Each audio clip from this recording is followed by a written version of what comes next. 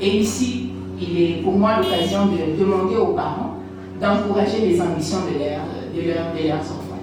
Moi, personnellement, je suis très fière de mes parents parce que dans leur prise en charge, ils n'avaient jamais fait des distinguos de sorte que j'étais fille et il y avait des garçons. Ils ont donné la chance à tout enfant et ils ont encouragé et continuent à accompagner chaque enfant dans ce qui est comme rêve pour lui et de l'accompagner dans ce qu'il fait.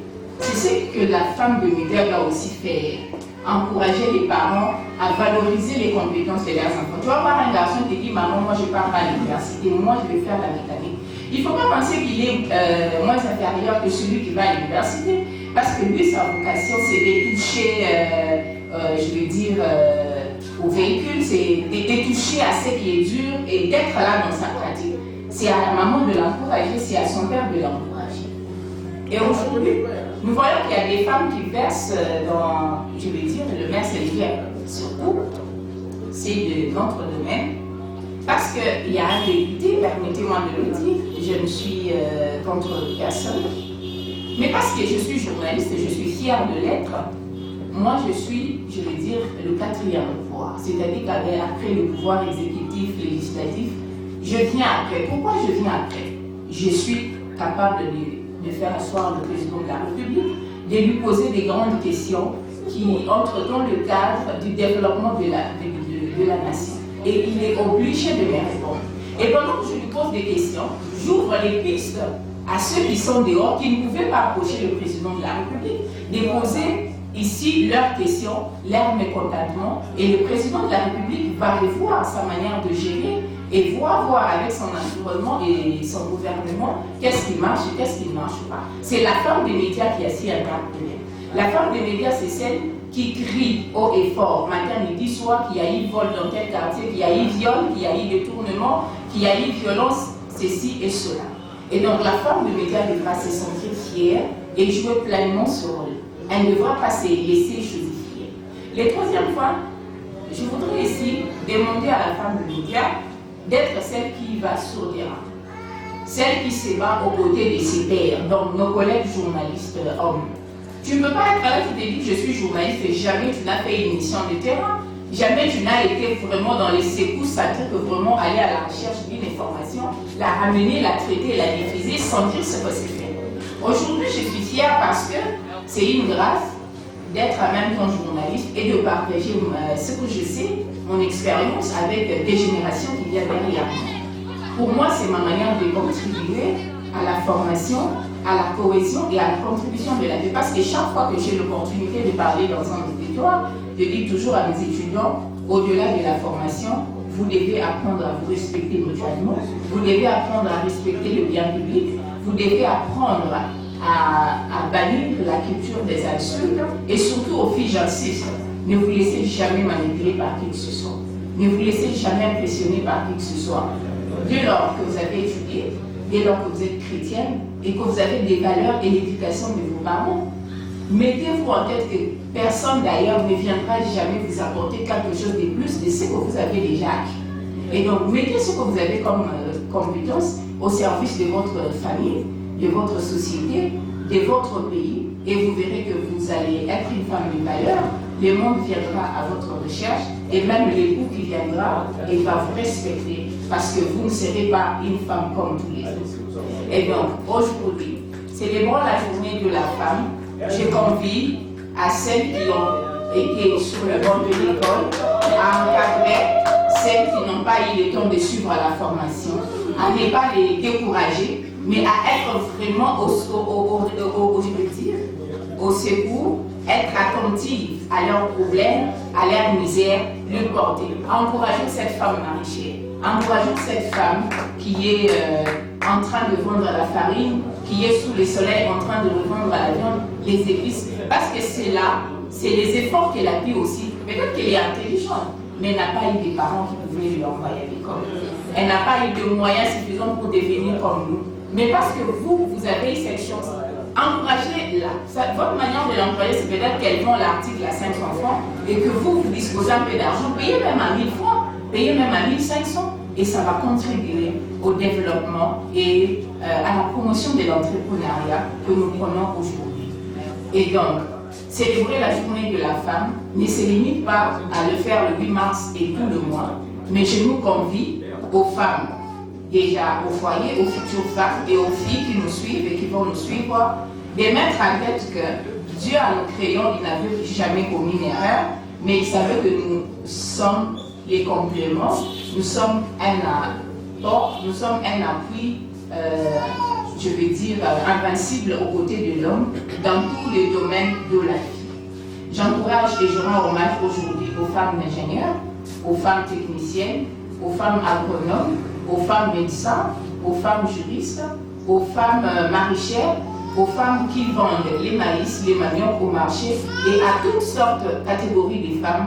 Je suis fière de vous et je vous encourage à vous battre, à parler le langage de la paix. S'il y a des querelles et des conflits, surtout nos mamans, elles nous entraînent dans des histoires inutiles. Parce qu'elle a des conflits avec une voisine, elle doit entraîner tous les enfants, elle doit entraîner les enfants à ne pas se parler entre eux. Alors qu'entre enfants, ils n'ont pas de problème. Mais pour promouvoir la paix, gérer vos conflits, vos différends en tant que femme, ne mêlez pas vos enfants dedans.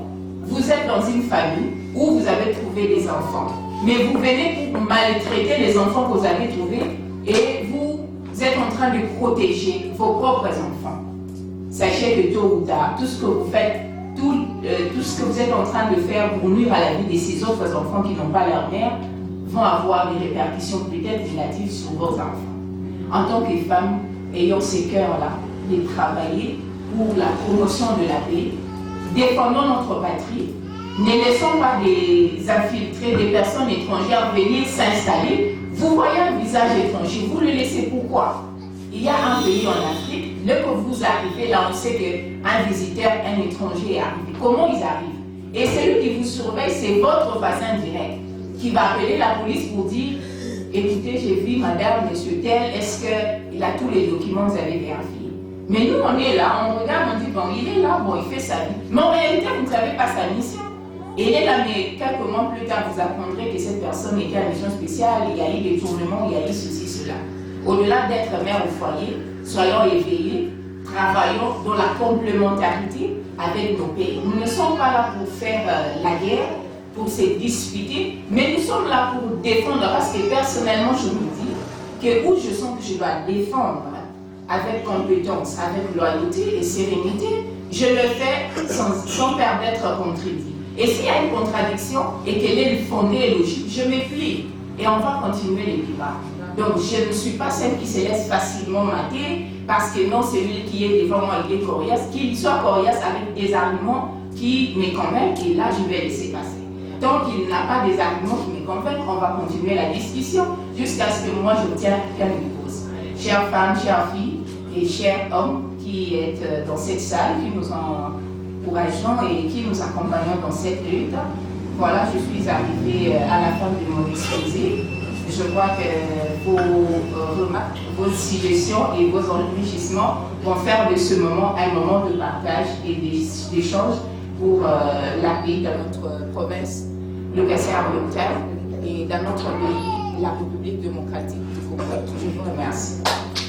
Merci, Madame Mariam Kabedi. Chaque femme, chaque fille a des talents, a des compétences à exploser pour que ça soit au bénéfice de la communauté.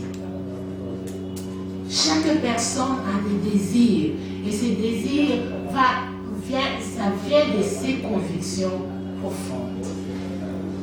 Alors, les ambitions de la Congolaise, de la fille et de la femme du Congo. Ici, je me suis dit, je vais juste partager mon expérience. Mon expérience, pas comme celle qui tient la traîne, mais ici, comme cette femme, la Congolaise, et le parcours de toute une femme. Moi, je fais ma thèse sur les femmes vulnérables des quartiers périphériques de Kinshasa. Je travaillais sur les 24 quartiers périphériques et j'ai travaillé avec les femmes qui n'avaient comme capital pour commencer leur activité économique que 5 000 francs aujourd'hui. Donc on peut considérer 2 dollars. Et cette femme avec 2 dollars, comme je vous ai dit, la première des choses c'est de considérer qu'on est vulnérable.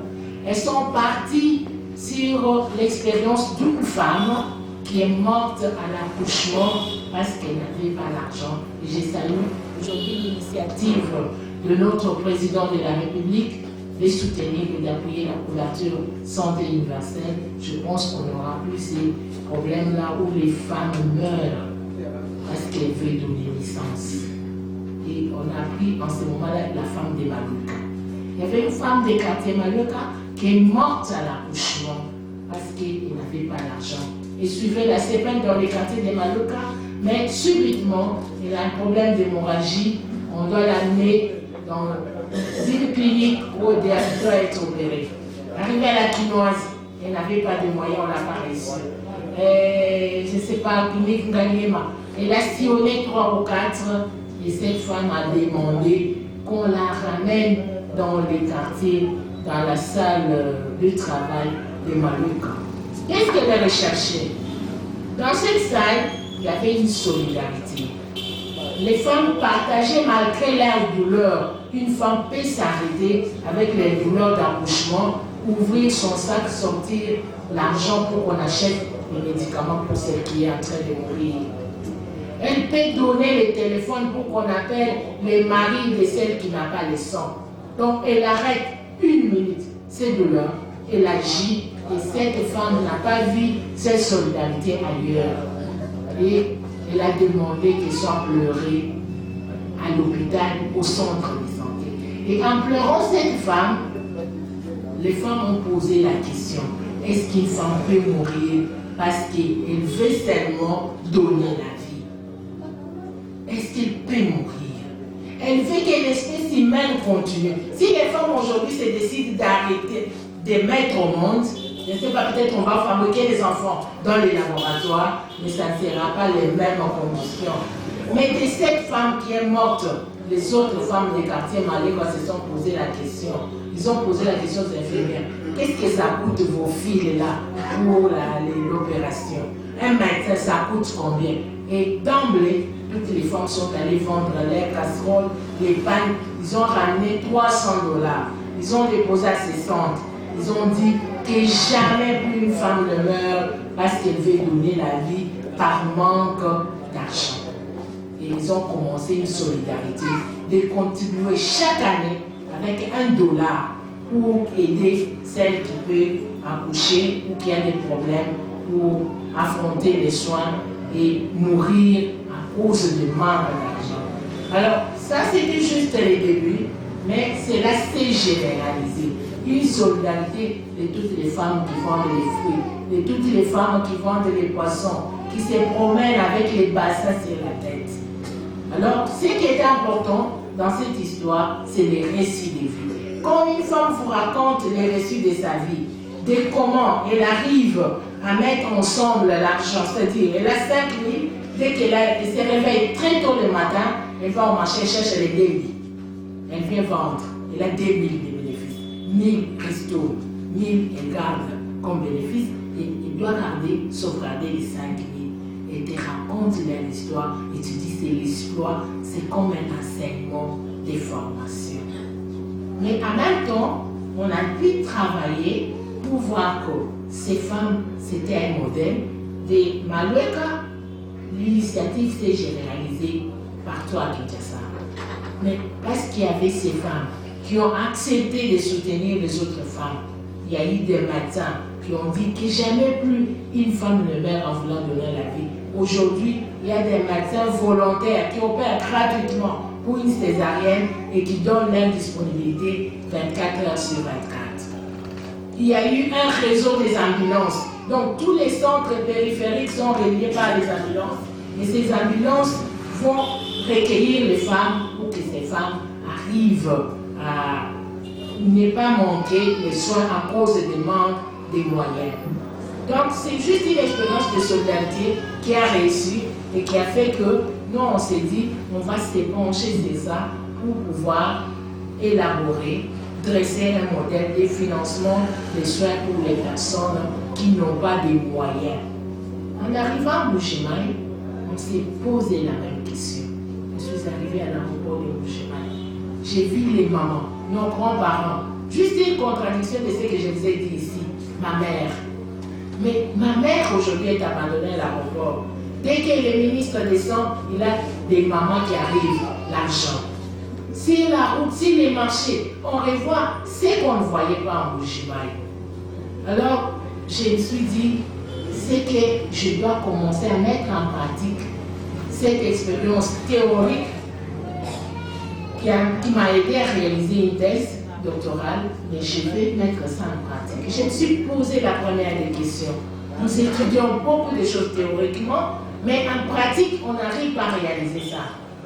On a eu beaucoup de formules. Moi, par exemple, quand on a eu le cours de chimie, j'ai fait les laboratoires, j'ai eu beaucoup de cours de chimie. On apprenait comment les lipides avec la soude, l'acide, je ne sais pas quoi, une base forte, ça va devenir un savon. Mais c'est théorique. On est resté sur ces plans-là. On n'a pas atterri avec. Et on ne nous a même pas montré comment cela peut nous aider dans la vie. On a eu les lois des mois, loi des... Mais toutes ces lois-là restaient théoriques. Alors je me suis dit, au collège ici, les enfants sont là en train d'apprendre la chimie industrielle. Qu'est-ce qui se passe avec cette chimie industrielle? Je suis allée, j'ai salué l'abbé Christian, en ce moment-là, préfet, qui m'avait accueilli. Je lui ai expliqué, dit voilà, j'ai un souci. Que nous sommes en train d'apprendre des théories aux enfants. Et dans la vie, il n'y a pas de parallèles avec ce que nous avons appris et ce que nous faisons maintenant. Est-ce que vous pouvez me permettre d'échanger avec ces enfants, de leur expliquer les soucis, comme ça on comprend, on a tiré. On a échangé, il a accepté. J'ai appris avec ses élèves. Moi, j'ai parti pour former les élèves. Mais j'étais surprise parce que je peux dire que les élèves m'ont formé. Pourquoi? Parce que je leur ai dit, mettons la formule classique des fabrications des savons. Est-ce que ces savons est utile chez nous? Je dis, regardez les femmes, nos mamans aujourd'hui, sont brûlées avec les savons qui sont sur le marché, sont brûlées avec les laits de beauté sur le marché. Est-ce qu'on ne peut pas adapter, trouver un savon de chez nous qui ne brûle pas, trouver les laits de beauté de chez nous qui ne brûlent pas? On commence par les savons. On a fait des expériences dans 4 écoles de la folie et on a dit on fait une compétition. C'est à la compétition que je peux dire que les enfants là étaient devenus des modèles pour moi, des enseignants. Ces filles et ces garçons, on a fabriqué les savons avec eux. Au moment de la compétition, les filles et les garçons de l'école Sainte-Thérèse, ils m'ont sorti un échantillon de savon. Un savon, un bassin. Il dit ça, c'est pour mettre dans les centres d'exposition. Les garçons de Dioué et les filles, ils m'ont sorti un savon avec 3 couleurs de mélange. Moi, je n'ai pas donné ça. J'ai donné juste les principes. Je leur ai dit, on n'a pas les usines, mais vous apprenez la chimie industrielle. On peut se mettre en ligne et on donne des minutes, on calcule le temps. Dans 1 heure, dans 1 semaine, nous pouvons fabriquer 50 000 savons et 100 000 et inonder les marchés des Mbuji-Mayi avec notre savon. J'ai été surprise, émerveillée avec les enfants. Et on est passé à l'exposition. Là, il y avait les journées catholiques de l'enseignement. Et ces enfants-là ont exposé comment on peut partir de la formule, comment on peut modifier, comment on peut adapter un savon et comment on peut faire un savon spécial pour les peaux et les personnes avec des allergies.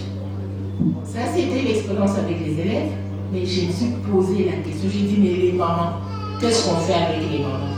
J'ai réuni quelques mamans, j'ai dit, je cherche les mamans qui savent fabriquer les savons, même les chibombo, n'importe quel savon, venez, on travaille. Moi, je vous observe. Les mamans fabriquent, elles terminent, et parfois, quand ils échouent, elles disent que non, ici, ça ne va pas, on doit jeter, recommencer. J'ai dit, non, mettez-moi ça à côté, je corrige. Ils m'ont dit, mais toi, tu dis que tu ne connais pas, mais tu connais, tu n'étais pas, c'est parce que tu corriges. Chaque jour, on jette les savons qui ratent, on met à la toilette, mais toi, tu es en train de récupérer ça. Alors, on a commencé avec un groupe de 7 mamans. Il y a beaucoup de personnes qui nous ont aidés à réaliser ça. Mais aujourd'hui, je peux dire que nous avons 150 femmes avec lesquelles on touche la soude caustique, on touche l'huile, on fabrique les savons et on a fait un système tel que dès qu'on a fabriqué les savons, chaque maman s'est dit, parce qu'on a fait l'expérience avec elle 3 fois, j'ai acheté les produits des bases et elle prenait les savons et les distribuait. Et la 3e fois, c'est les mamans elles-mêmes qui ont souhaité qu'au lieu de jeter, nous on se partage ces savons, on va vendre, on te ramène l'argent, tu achètes et on va apprendre. Et je peux dire qu'aujourd'hui, on est allé très loin. Ce n'est pas, on ne peut pas dire qu'on n'est pas encore arrivé à la perfection, mais avec ces moments, on chemine et on a commencé, je pense, ça fait 4 ans. Et pour moi, je pense qu'on est déjà trop avancé avec elle parce que les mamans arrivent, on fabrique les savons les matins. Comme maintenant, ils ont dit, vous n'allez plus nous donner. Nous venons verser l'argent, vous achetez la matière, on fabrique et on va vendre. Les bénéfices, avant j'ai gardé et les ai partagés, et maintenant aujourd'hui, chacun garde ses bénéfices. C'est pourquoi j'ai dit, à chaque niveau, à tout moment, qu'on soit professeur d'université intellectuelle, on peut toujours rentrer à la terre, planter les maniocs et manger ça. On peut toucher, fabriquer un savon, toucher la roue, mais que cela donne un fruit et permette d'arriver à des ambitions. Parce que quand on remonte les niveaux économiquement, on arrive à planifier d'autres choses avec elle. Et c'est là que moi j'interviens en leur disant, maman, maintenant vous avez la force, est-ce qu'on ne peut pas créer une mutuelle de santé? Comme ça, les jours que vous tombez malade, vous ne dépensez pas, vous allez partir gratuitement à un centre. Est-ce qu'on ne peut pas mettre un fonds de 1000 francs, 1000 francs? Comme ça, si quelqu'un parmi nous est éprouvé, on peut aller consoler. Est-ce qu'on ne peut pas voir aussi comment faire même des ristournes pour appuyer les enfants à l'école et tout ça? Juste essayer une expérience et que j'ai voulu partager en disant que les ambitions, même les enfants en ont, et même les mamans, les papas, parce qu'on a commencé, c'était les mamans seulement. Je pense qu'au groupe Serge, on a déjà une vingtaine de papas qui font la même chose. C'est-à-dire quand on a des ambitions et qu'on réalise, on ne les réalise pas pour soi-même, on les réalise pour la communauté et le développement de l'ensemble. Ce qui manque dans notre province, c'est seulement qu'on n'est pas appuyé par l'extérieur. Et c'est là que j'ai dit, bon, comme le disait notre ami qui venait de parler des femmes des médias, je pense que c'est avec les femmes des médias qu'on peut prendre des expériences concrètes, essayer de partager avec les autres et de là peut-être obtenir des appuis. Parce que récemment que Madame la bourgmestre de la Canchela, il y a beaucoup de gens qui sont venus, et je peux dire des tracasseries, et je leur ai dit, moi je voulais aller voir Madame la bourgmestre pour expliquer un peu ce que j'ai fait et qu'on est même maintenant en train de formaliser certaines choses et ils m'ont dit bon, n'allez pas d'abord, on reviendra à un autre moment. Mais c'est juste pour dire que nous pouvons retrousser les manches, aller tremper dans les casseroles pour montrer que quels que soient les niveaux, quel que soit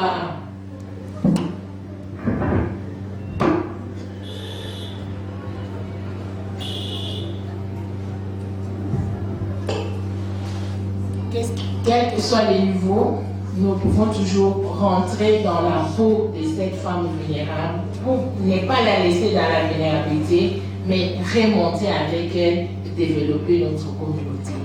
J'ai dit, je vous remercie. Chers confrères et sœurs, professionnels des médias, distingués invités en votre égalité, tout protocole observé. Au terme de ces assises qui rappellent combien est importante la contribution de la femme au bien-être et l'épanouissement de tout homme et tout homme, après plusieurs années de célébration de la Journée internationale des droits de la femme, nous estimons qu'il n'est plus l'heure de toujours parler de la femme en rappelant ses droits sous des tournures revendicatives, comme s'il s'agissait d'une supplication adressée à l'Éternel Dieu des armées. Le monde, ou mieux notre société, a plutôt besoin des femmes dynamiques qui, sans abandonner ce qui est proprement féminin et sans s'altérer dans ce qui est typiquement masculin, jouent pleinement leur partition dans la construction d'un monde meilleur où il fait beau vivre. Nous le savons, la modernité, avec toutes ses mutations, a porté le débat sur les questions du genre, de masculinité et de féminité dans une dimension frôlant ambiguïté, dilemme, voire même désarroi. Il est donc impérieux de toujours rappeler à nos frères et sœurs les agendas cachés de certaines célébrations portées d'autres cieux et parfois colportées, répétées et même jamais comprises. Célébrer la Journée internationale des droits de la femme doit être une belle occasion pour les femmes de réfléchir d'abord sur ce qui est de la femme en tant que telle, en tant que femme, sur son rôle en tant que telle, sur son apport en tant que femme et sur ce qu'elle devrait faire en tant que telle et que peut-être n'est pas encore fait avant même de se définir par rapport à l'homme et se positionner par rapport à ce dernier. Notre invitation à toutes les femmes en ces célébrations est de rappeler à tout le monde aussi, hommes et femmes, que tout être humain a droit au respect, à l'attention pour la sauvegarde de sa dignité. Dans ce sens, toute culture basée sur la discrimination d'une catégorie de personnes, pour quelque motif que ce soit, en l'occurrence pour raison de genre ou de sexe, est à nos jours une culture rétrograde, car à l'heure qu'il est, tous, hommes et femmes, sont égaux et nul ne peut prétendre être privilégié par rapport à l'autre simplement parce qu'il est d'un tel ou tel autre sexe. Le pape Jean-Paul II, d'heureuse mémoire, dans sa lettre apostolique du 15 août 1983 sur la dignité de la femme, Mulieris Dignitatem, affirmait que la dignité de la femme est totalement manifestée dans l'avènement du salut apporté par Jésus le Christ. Et il cite Galates 4:4, quand vint la plénitude des temps, Dieu envoya son Fils né d'une femme. Il ajoute qu'en cet événement, la femme est surnaturellement élevée à l'union avec Dieu en Jésus-Christ. Elle représente l'humanité, hommes et femmes, et elle enfante Dieu dans le monde. C'est au numéro 5 de Mulieris Dignitatem. Amen.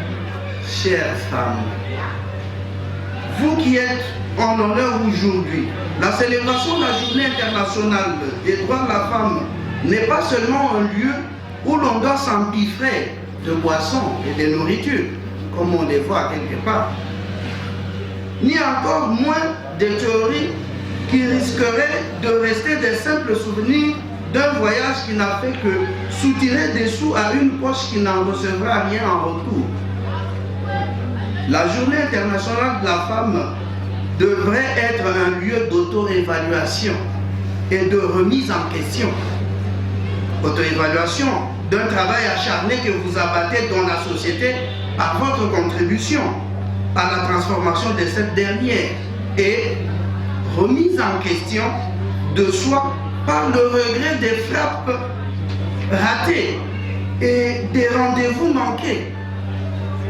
Ceci sera donc une bonne pause qui vous permettra d'avoir un bon souffle pour vous lancer dans les nouvelles ambitions ainsi que les nouvelles aventures. En effet, il est impérieux pour nous de saluer les efforts des femmes qui se battent jour et nuit pour la construction de notre monde en général et de notre société en particulier. Vous méritez notre reconnaissance pour non seulement ce que vous faites, mais aussi pour ce que vous êtes. Nous pensons aux femmes qui, malgré les difficultés financières que traverse notre province, continuent à accepter de porter des enfants et de perpétuer la race. Nous pensons à ces femmes qui, malgré leur état de veuve, se battent sans relâche en éduquant et en nourrissant leurs orphelins. Nous pensons à ces femmes qui, malgré leur physique à entretenir et à embellir, s'adonnent au service militaire pour la protection des Congolais et de notre territoire national. Nous pensons à vous toutes ici présentes qui, chacune dans son domaine et dans son coin, a porté sa pierre à cet édifice qui est notre société. De manière très particulière, nous disons notre gratitude à Diane Kena. Est-ce qu'elle est sur place? Elle est dans la salle. Elle peut se lever si elle est là. Voilà, voilà. À Vitali Luguma Mputu, est-ce qu'elle est là? Elle peut se tenir debout. Voilà, elle est là. À Maître Célestine, Madame Chimanga, absente. À Clarisse Moussaou, absente. À Madame Claudine Moukanyo, elle est là.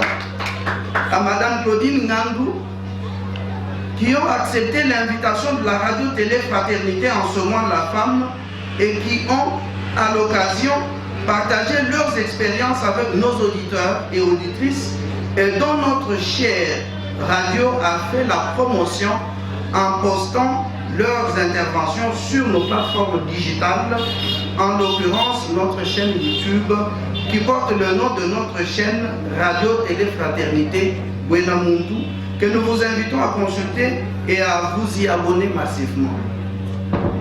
Nous sommes également reconnaissants aux intervenants de ce jour, notamment à mesdemoiselles professeur Justine Mbelou, que je connais il y a très longtemps, toujours dans les conférences, et la coordonnatrice Mariam Kabedi, que je connais également depuis de longues dates, sans oublier tout le personnel de la radio actif pour la bonne tenue de cette manifestation.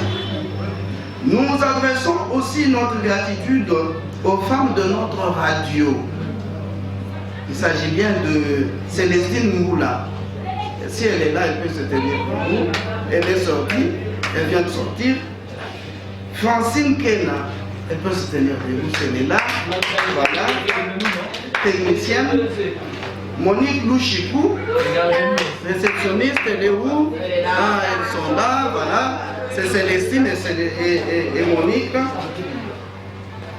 À Rosine Aloula, est-ce qu'elle est là? Voilà. Donc, nous avons des femmes à la radio. Et Hortense Mpinda, elle est où? Elle peut se tenir debout, elle est là.